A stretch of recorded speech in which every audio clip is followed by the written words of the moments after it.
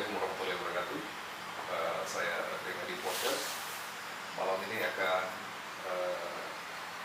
berbincang atau ngobrol dengan tamu saya yang muda yang luar biasa kita. Ya, beliau ini lahir dan besar di Mamuju, tetapi aktivitasnya saat ini sudah melintasi benua. Ya. Dia sudah hadir di beberapa negara di luar negeri, dan yang menarik adalah bahwa apa yang menjadi urusannya di sejumlah tempat itu akan membincang berbagai hal, termasuk isu-isu yang amat penting, misalnya tentang lingkungan. Ya, dia adalah Rifai Sahida, ya, anak muda yang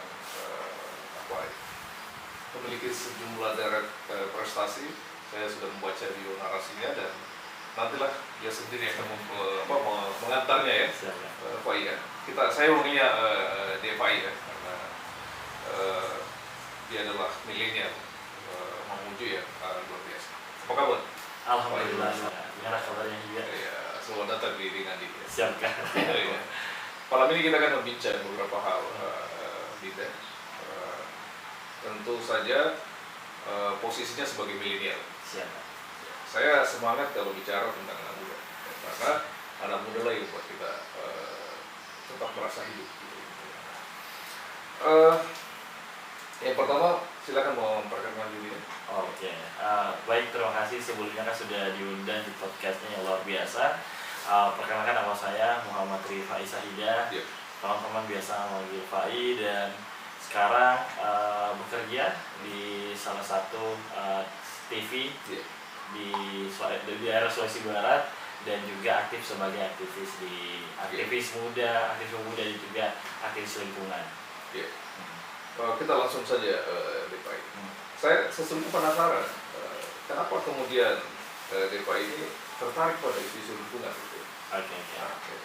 Ini menarik sekali, ya, kalau kita membahas tentang isu lingkungan, karena backgroundnya Kak Adi kebetulan ada background saya sama-sama pramuka, dan banyak kepribadianku membentuk saya tertarik isu lingkungan karena kepramukaan. Pertama, saya memang dari SD aktif di kegiatan pramuka, siaga, penggalang. Terus ketika SMA saya menjadi ketua Dewan Ambalan di SMA Negeri Mamuju, dan saya merasa itu adalah tanggung jawab besar, dan saya harus memikirkan bagaimana merencanakan. Karena kegiatan pramuka selalu identik dengan perkemahan di alam, di alam terbuka. Jadi sehingga saya selalu suka kayak berkemah di alam. Saya walaupun tidak ada kegiatan-kegiatan yang berbau terkait tentang pramuka, saya pasti usahakan untuk selalu mencoba untuk bikin kemah-kemah bersama teman-teman. Jadi tidak pasti kemah dalam rangka, ya, Bu. Kemah dalam rangka tuh. Nah, gara-gara itu saya selalu di dalam Dewan Kerja Pramuka di Semansa waktu itu, saya selalu bikin kegiatan-kegiatan yang terkait tentang isu lingkungan, kayak pengumpul sampah sama anak-anak pramuka, pengurus. Dan setelah lulus, kebetulan saya lulus SMA, saya ada gap year, jadi tidak kuliah hampir setahun, karena memang ada masalah ekonomi di rumah, sehingga saya harus gap year, tidak kuliah gitu. Nah, waktu setahun itu saya tidak tahu mau ngapain. Saya sudah bukan lagi ketua ambalan, sedangkan saya masih pengen berpramuka, bikin melakukan sesuatu. Tapi waktu itu saya belum masuk di Dewan Kerja Daerah, dan memang tidak ada aktivitas kepramukaan, sehingga akhirnya saya memilih untuk bikin kegiatan di luar pramuka, bikin organisasi sendiri. Akhirnya saya bikin organisasi sendiri, saya ajak adik-adik pramuka di Semansa, bikin kegiatan di luar juga, jangan di dalam sekolah saja. Saya akhirnya kegiatan kecil kan. 2014 itu kita cuma kayak pungut sampah, kayak itu kita lakukan rutin kayak setiap Sabtu Minggu sama anak di pantai. Terus akhirnya berkembang terus. Saya merasa tidak puas, karena kita tidak coba yang seperti ini. Kita tidak coba seperti ini. Akhirnya kita lakukan kampanye, kita lakukan festival sampai sekarang, dan akhirnya di tahun 2000 ikut lomba-lomba tingkat nasional, internasional terkait tentang isu lingkungan, dan puncaknya adalah ketika saya di 2018 menerima beasiswa kuliah PT di Amerika Serikat. Isunya belajar terkait isu lingkungan. Kenapa kemudian mendapat kesempatan itu? Bagaimana caranya? Jadi pemerintah Amerika Serikat, jadi nama beasiswanya adalah YSEALI. YSEALI ini ceritanya ini buatan dari Barack Obama. Untuk ceritanya si Barack Obama ini mencari anak-anak muda, calon pemimpin anak-anak muda di beberapa negara di Asia Tenggara. Jadi Barack Obama ini melihat ada potensi anak-anak muda di Asia Tenggara yang punya bisa menjadi pemimpin di masa depan. Ada perhatian. Akhirnya Barack Obama bikin programnya untuk mengundang anak muda yang tertarik di 3 isu. Ada isu lingkungan, kewirausahaan, dan juga isu kemasyarakatan. Nah, akhirnya saya daftar. Saya jelaskan bahwa di Mamuju, di Sulawesi Barat itu kita memiliki berbagai masalah kompleks terkait tentang isu lingkungan. Di Sulbar, kalau mungkin pemirsa podcast belum tahu bahwa kita 6 kabupaten di Sulbar, kita masih menggunakan sistem open dumping, itu sistem pengolahan sampah di TPA yang angkut buang tanpa dikelola. Jadi sistem itu sistem pembuangan yang paling sangat buruk. Nah, kita jelaskan ke dalam aplikasi bahwa di Sulbar itu sangat memprihatinkan pengelolaan limbahnya. Kebetulan saya sudah aktif dari tahun 2014, aktif kegiatan lingkungan. Saya membentuk organisasi lingkungan di beberapa sekolah, 23 sekolah di Sulawesi Barat. Saya ingat sekali naik motor dari Mamuju ke Majene ke Polman, bentuk organisasi lingkungannya. Dan saya bilang bahwa sampai saat ini saya membentuk organisasi dan memberikan cukup banyak dampak gitu, khususnya di sekolah-sekolah, dan kita juga adakan kampanye-kampanye di luar sekolah. Akhirnya gara-gara itu mereka tertarik untuk kasih beasiswanya ke saya. Dan kita ada kegiatan-kegiatan kita ada wawancara langsung oleh Kedutaan Amerika Serikat. Kita jelaskan advokasi kita, kegiatan sosial, dan alhamdulillah terima. Kan sudah sampai di Amerika, kemudian di Thailand, di Vietnam ya.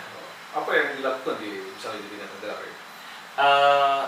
Kebanyakan adalah mereka membentuk karakter kita untuk lebih memahami masalah lingkungan, karena masalah lingkungan itu masalah kompleks, bukan cuma masalah sampah saja, bukan masalah kayak lingkungan kan jangkauannya luas. Mereka juga mungkin bisa lebih spesifik, Pak. Kalau saya pribadi, saya lebih spesifiknya kayak sistem pengelolaannya. Jadi saya lebih kayak sistemnya. Jadi kayak mulai dari bagaimana habit, kebiasaan masyarakatnya membuang sampah, kenapa dibuang sampahnya, terus sampahnya setelah dibuang itu ke arah mana, terus diangkut kemana, sampai di TPA bagaimana sana. Jadi saya belajarku saya memang fokusnya ke sistem pengelolaannya. Jadi makanya saya paham terkait namanya open dumping system, sanitary landfill. Itu sanitary landfill dia sistem pengolahan yang agak baik daripada open dumping tadi. Jadi saya juga mempelajari karakter masyarakat. Jadi kayak kenapa habit masyarakat Indonesia ini suka buang sampah sembarangan. Kenapa? Jadi setelah saya pelajari di Amerika, pertama memang kita karena regulasi yang kurang yang kita sebenarnya punya undang-undang terkait pengolahan limbah sampah, pengolahan sampah seperti apa, tapi implementasi itu tidak kuat ke bawah. Terkadang peraturan pemerintah, peraturan daerah tidak cukup kuat sehingga tidak dapat implementasi ke bawah, itu tidak sampai kita kan masalahnya kebiasaan. Itu sampai kebiasaan itu tidak mengganggu kebiasaan masyarakat. Maksud saya, kenapa kemudian Perda tidak cukup kuat? Apakah di situ tidak ada sanksi misalnya? Pertama tidak ada sanksi karena masyarakat itu kalau dibuat regulasi dan itu implementasinya dikawal, masyarakat itu kan secara terpaksa, anggaplah kita tidak sediakan sampah plastik ini di minimarket semuanya di Mamuju. Masyarakat mungkin akan mengeluh pertama-tama, tapi karena akan faktor kebiasaan, tidak ada jalan lain, manusia akan mencari jalan cara lain untuk bagaimana caranya solusi supaya tidak bawa plastik. Jadi mungkin di awal-awal kan susah, mengubah habitnya itu susah, cuman lama kelamaan akan bisa, tapi memang implementasi regulasi itu tidak mudah. Dan kemudian apakah Fai dengan teman-teman yang lain ya di Mamuju khususnya yang punya lembaga tentang lingkungan itu ini sudah pernah melakukan advice ke pemerintah daerah? Saya pernah coba kolaborasi. Jadi saya punya teman dari dari UK, dia kebetulan memang aktif pengelola limbah sampah. Saya undang di Mamuju, kita bicara terkait sistem pengelolaan dan saya ajukan kayak bagaimana sistem pengelolaan dan kita kasih contoh di Bali dan juga di Surabaya. Jadi Surabaya itu sistem pengelolaan limbah sampah di TPA itu sudah bagus. Sama di Bali itu regulasi terkait penggunaan sampah plastik itu sudah sangat-sangat dilarang. Jadi kenapa tidak kita coba, dan saya sudah bawa data sampah di Mamuju itu dalam per hari itu memproduksi berapa, saya dapat juga dari TPA. Tapi memang lagi-lagi di Mamuju berapa ton sampah kita? Per hari itu kurang lebih berapa ya kemarin? Saya tidak terlalu ingat datanya, cuman kurang lebih itu 20.000. Dan itu mampu dalam sehari itu saya ingat datanya itu bisa dicek kayak di kalau kurang lebih itu bisa sampai 20-an per hari. Banyak juga ya. Iya. Jadi kayak truk itu 20 truk per hari, bahkan lebih kadang. Iya. Karena biasanya kan sampah menunjukkan bahwa ada produktivitas. Ya, ada produktivitas, ada. Ya betul, ada. Konsumsi masyarakat ada yang konsumsi yang banyak gitu kan. Betul. Jadi ribet, permasalahan sampah itu ribet karena berbicara tentang kebiasaan, regulasi, dan juga fasilitas. Apa yang paling sulit di situ? Apakah karena kebiasaan? Kebiasaan. Jadi kebiasaannya itu kita sebenarnya pertama memang tadi regulasi, kedua ada parentingnya, orang tua. Di Amerika Serikat saya belajar, saya sempat lihat, kebetulan saya tinggal di salah satu orang tua. Jadi ceritanya di Amerika kita tinggal di orang tua angkat. Saya pelajari di orang tua angkat itu, anaknya dia punya anak kecil mungkin kayak 4 atau 5 tahun. Yang saya lihat, saya bandingkan, terkadang anak-anak kita itu orang tua khususnya, saya tidak tahu mungkin, tapi saya tidak bisa samakan dengan orang tua lain. Sampel saja ya. Tapi sampel beberapa yang saya lihat di mataku, ketika anaknya pegang sampah dia pukul tangannya, jangan pegang sampah kotoran. Terus kalau di Amerika Serikat, kalau orang tuanya dia ada sampah dia buang, anaknya dimarah-marahin, disuruh ambil buang sampah. Terus kalau di jalan, jadi kebetulan di tempat yang kota Misola namanya, kita ada kayak pungut sampah bersama-sama, yang dia banyak ajak itu anak-anak kecil. Dia ajak semua anak-anak kecil yang umur 4 tahun, 5 tahun. Jadi saya melihat bahwa orang tua di sana itu mengajarkan sedari kecil untuk mengenal bahwa sampah itu harus dibuang ke tempat sampah. Kita kan sedari kecil biasanya saya lihat anak dipukul tangannya. Jadi anak-anak mindset terbangun di anak-anak bahwa sampah itu kotor, tidak boleh dipegang. Jadi anak-anak ketika melihat sampah dia harus diangkat. Kemudian apa yang menarik di Universitas Montana itu? Anda diundang sana sebagai mahasiswa ya? Mahasiswa. Iya. Yang menarik adalah sistem Montana Amerika Serikat ya? Montana Amerika Serikat. Yang menarik adalah sistem pendidikan, kayak pengenalan terkait isu lingkungan juga itu disupport. Kita belajar isu lingkungan, disupport dengan lingkungannya memang sangat ramah lingkungan. Saya melihat profesor kita juga belajar sama profesor di sana juga sangat betul-betul memahami karakter mahasiswa. Jadi tidak ada pressure ketika kita belajar. Terus ketika kita kunjungan ke beberapa hutan lindung di sana, dijelaskan secara detail bagaimana pengaruh pemerintah, bagaimana pemerintah ikut langsung membuat regulasi, bagaimana masyarakat menjaga fasilitas. Jadi dari biodata yang saya baca, pemirsa, Pak ini di antara 10 ya anak muda di dunia yang mendapat 12 ya? 12 remaja atau pemuda di dunia yang menerima penghargaan Messenger of Office Hero ya? bisa menjelaskan itu kenapa? Kok bisa dapat itu? Bagaimana seleksinya itu? Ya, Sehingga jadi ini 12 pemuda di dunia. ya, jadi Messenger of Peace Heroes artinya penghargaan perdamaian dunia, pahlawan perdamaian dunia. Kebetulan jadi WOSE, Organisasi Pramuka Dunia, itu punya program bagi anak-anak muda yang suka berkontribusi sosial. Mereka ini ngasih penghargaan kepada bukan hanya pramuka saja, ternyata program ini bukan dibuka untuk pramuka saja, tapi seluruh anak-anak muda umum. Jadi dari Partai Nasional menghubungi saya bahwa kayaknya kamu bisa daftar program ini gitu. Akhirnya kita apply, daftar, dan beberapa anak muda di Indonesia daftar. Akhirnya terpilih 3 orang. Dari Indonesia? Iya, dari Indonesia terpilih 3 orang untuk ikut ke tingkat Asia Pasifik. Dari Asia Pasifik kita majukan lagi penjelasan proyekta, terus kita sedikit ceritakan proyekta, lalu wawancara. Dari wawancara ini terpilih 1 orang dari Indonesia dan beberapa dari negara lain di Asia Pasifik. Nah, dari Asia Pasifik kita bertarung lagi sedunia. Nah, sedunia ini masing-masing kayak benua mengirim pemuda terbaiknya, baru kita wawancara lagi. Wawancara baru terakhir di situ pengumuman, baru keterima.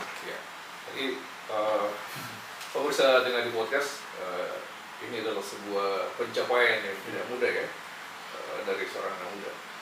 Nah, sekarang saya mau bertanya ke Pak Tentang sebenarnya bagaimana pandangannya mengenai politik. Ini politik ya? Ya. Ini menarik kalau ketika berbicara tentang background lingkungan dan politik. Salah satu tadi saya lupa tadi menyinggung bahwa kita juga susah implementasi regulasi itu karena kita tidak ada interest politiknya di dalam. Maksudnya kadang pemerintah itu harus punya ketertarik, ada isu politiknya yang bisa dimasuki di isu tersebut, tapi kan tidak ada. Mereka tidak ada bahasanya, tidak ada politik interestnya namanya kayak terhadap isunya. Jadi mereka tidak terlalu konsen, kan isu itu kan banyak ya, bukan hanya soal lingkungan, ekonomi, politik, budaya dan lain-lain, banyak. Mungkin secara lingkungan itu bersinggungan dengan industri atau bisnis ya. Bisa saja. Tapi melihat dari pandanganku tadi terkait masalah politik, kalau saya pribadi, saya ikut dalam pesta demokrasi. Tapi lagi-lagi kan kita terkendala dengan informasi terkait seleksi bentuk seleksi siapa kandidat kan kita tidak tahu, kita cuma melihat spanduk-spanduknya saja. Jadi kita hanya mengges siapa yang bagus, pilih saja. Jadi siapapun terpilih tidak terlalu peduli. Jadi kurang mendapat edukasi maksudnya? Kurang mendapat edukasi. Masyarakat kan edukasi, apalagi kita kalau anak muda biasanya tidak terlalu tertarik dengan isu politik. Kita ikut berkontribusi tapi tidak terlalu tertarik karena lagi-lagi pelibatan anak muda di isu politik itu mungkin sangat jarang. Edukasi tentang politik anak-anak muda, pendidikan pemilih ya? Iya, pendidikan pemilih itu mungkin sangat jarang. Adapun mungkin ada, tapi yang ikut adalah itu saja pasti. Yang mungkin anak muda memang dari dia sudah tertarik ke isu politik, cuman secara general yang saya lihat ya, dari pandanganku melihat tidak banyak yang tertarik. Mungkin ada pun tahu politik, isu terkait siapa akan menjadi calon, siapa akan menjadi calon daerahnya, mereka tahu tapi tidak terlalu concern terhadap. Apa yang bisa Pak sarankan mengenai pendidikan pemilih? Karena ini tentu akan didengar orang ya. Mungkin saran saya sebenarnya banyak anak muda tutup mata, tutup telinga terhadap siapa yang memimpin daerah kita gitu, siapa yang memimpin bangsa ini. Cuman lagi-lagi memilih pemimpin berarti memilih siapa yang akan memberikan dampak besar terhadap daerah kita. Saya rasa sangat penting anak muda juga ikut langsung berkontribusi. Memang sangat susah ya, lagi-lagi. Saya tertarik tadi dengan golput ya. Saya perlu menjelaskan golput ya. Golput dalam sejarahnya atau dalam implementasinya itu kan sebenarnya tidak cukup banyak. Ya. Cuma memang orang ya. Tapi kan ada faktor teknis. Faktor teknis itu misalnya pada hari H dia tidak berada di daerah, tidak di mana, itu faktor teknis. Kedua, mungkin dia bingung siapa mau dipilih kan gitu. Mungkin karena dia kurang mendapat informasi dan sebagainya. Dan mungkin Pak di situ ya. Jadi saya ingat betul kenapa golput. Pertama, saya kebetulan waktu itu kayak dipaksa pilih ini pilih, tapi saya kayak hati gue tidak suka. Jadi dan saya kedua waktu itu kandidat yang maju tidak ada yang menarik menurutku sama sekali buat saya. Waktu itu tidak ada yang menarik perhatianku waktu itu. Dan DPRD, calon DPRD saya tidak tahu track recordnya mereka, tidak tahu siapa kandidatnya. Kan tapi kan sekarang lebih banyak media sosial ya. Ini kan dulu sudah berbeda ya? 2014, 15, 17 masih sangat kurang. Saya juga kurang mendapatkan informasi kurang banyak. Jadi dulu saya tidak terlalu tertarik karena lagi-lagi saya tidak melihat saya waktu itu ya masih umur 17 saya tidak melihat value apa yang bisa aku dapat. Iya betul. Jadi kita juga ingin mendengar kan? Karena Pak ini adalah pejuang atau aktivis lingkungan. Apa yang sebaiknya diperjuangkan oleh wakil rakyat tentang lingkungan? Oh, bagus pertanyaannya. Mungkin para calon dewan yang nanti akan menduduki, daerah kita adalah bukan daerah kota besar. Untuk mengelola sistem pengelolaan itu mungkin akan sangat susah karena produksi masyarakat semakin banyak. Kita masih daerah otonomi yang masih sangat lingkupnya kabupaten dan masyarakat populasi kita masih sedikit. Tingkat produktivitas dan juga tingkat konsumsi masyarakat itu masih bisa kita kelola gitu. Jadi saya rasa sangat penting concern terhadap isu lingkungan. Saya rasa banyak yang harus dalam kemiskinan, tapi yang sangat di depan mata kita adalah isu lingkungan. Kita bisa melihat langsung di jalan, sampah-sampah berserakan. Karena masalah isu lingkungan itu pasti akan berkoneksi dengan yang lain, masalah pariwisata. Dan juga berbicara pariwisata, kalau daerahnya kotor, banyak sampah kan kurang bagus juga. Banyak yang tidak tertarik. Kalau wisata bersih, banyak wisatawan datang, tentunya berdampak ke ekonomi. Jadi kayak akan selalu berkoneksi dengan hal yang lain gitu. Jadi kayak tentunya sangat penting juga ikut langsung membantu. Kan membantu itu tidak harus dalam bentuk uang, tapi juga bisa bentuk dalam bentuk regulasi. Saya rasa orang-orang yang duduk nanti adalah orang-orang cerdas yang memahami situasi kondisi, dan saya rasa kondisi lingkungan kita memang sudah sangat harus dibantu. Dan saya berharap bahwa pelibatan pembuatan regulasi itu tidak hanya lingkup pemerintah saja, karena saya paham bahwa pemerintah ya itu kan tidak semuanya mereka punya ilmu lingkungan. Saya rasa penting kolaborasi melibatkan berbagai pihak, pemuda, aktivis, dan juga para peneliti lingkungan dan juga pemerintah untuk berdiskusi bersama untuk menyelesaikan bagaimana konsep pembuatan regulasi yang bagus dan bagaimana langkah yang harus kita lakukan untuk memberikan dampak besar terhadap lingkungan. Iya. Pemirsa Dinadi Podcast, Anda sudah mendengar bagaimana di Dapa ini tidak berhenti bicara kan? Itu menunjukkan kualitas pikiran dan gagasannya. Sekarang bagaimana mengajak anak-anak muda yang lain mungkin bisa mengikuti jejaknya Pak I, tapi mungkin di bidang lain misalnya. Apa yang bisa Anda sampaikan ke teman-teman muda? Oke, ini menurutku sangat penting buat teman-teman. Kita anak-anak muda, saya sempat keliling dan saya melihat anak muda itu kita selalu dibatasi dengan pikiran bahwa kita tidak bisa. Kita selalu membatasi diri, wah limitnya Rifa itu sampai segini gitu. Tapi kita selalu memberikan limit terbatasnya itu sampai di sini, padahal kita bisa lebih. Jadi saya berharap kepada ini berkaitan potensi. Kita berharap potensi bahwa anak-anak muda kita tuh terlahir dengan punya bakat masing-masing. Jadi jangan pernah membandingkan Kak Adi sebagai Rifai sebagai Kak Adi. karena kita sangat berbeda. Tentunya kita punya potensi, kita punya bakat masing-masing yang memang tidak bisa dibandingkan satu sama lain.